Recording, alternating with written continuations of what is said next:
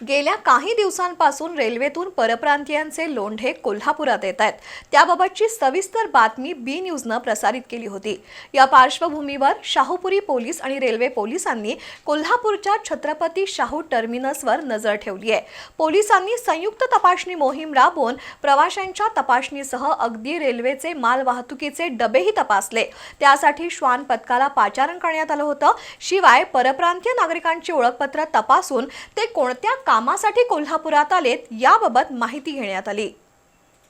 मुंबईतील बांद्रा परिसरातील झोपडपट्टी हटवली तर पश्चिम बंगालमध्ये परप्रांतीय घुसखोरांची शोध मोहीम राबवण्यात आली।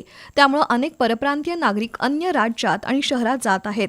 गेले 2 आठवडे कोल्हापुरात परप्रांतीय नागरिकांचे लोंढे येत आहेत। विशेषतः रेल्वेतून परप्रांतीय तरुणांची मोठी घुसखोरी होतीये। त्याबद्दल बी न्यूजसह काही प्रसार माध्यमांनी लक्ष वेधलं होतं।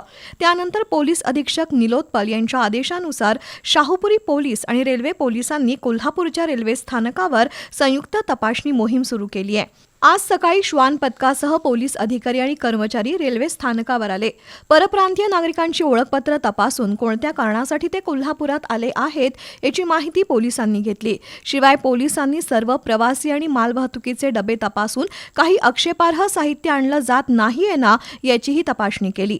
यावेळी शाहूपुरीचे निरीक्षक संतोष डोके, उपनिरीक्षक संजीव बंबरगेकर, सहाय्यक पोलीस निरीक्षक शीतलकुमार डोईचड, लोहमार्ग पोलीस उपनिरीक्षक नंदिनी मोहिते, हवालदार पीजे कुंभार, कॉन्स्टेबल दत्तात्रय पाटील उपस्थित होते।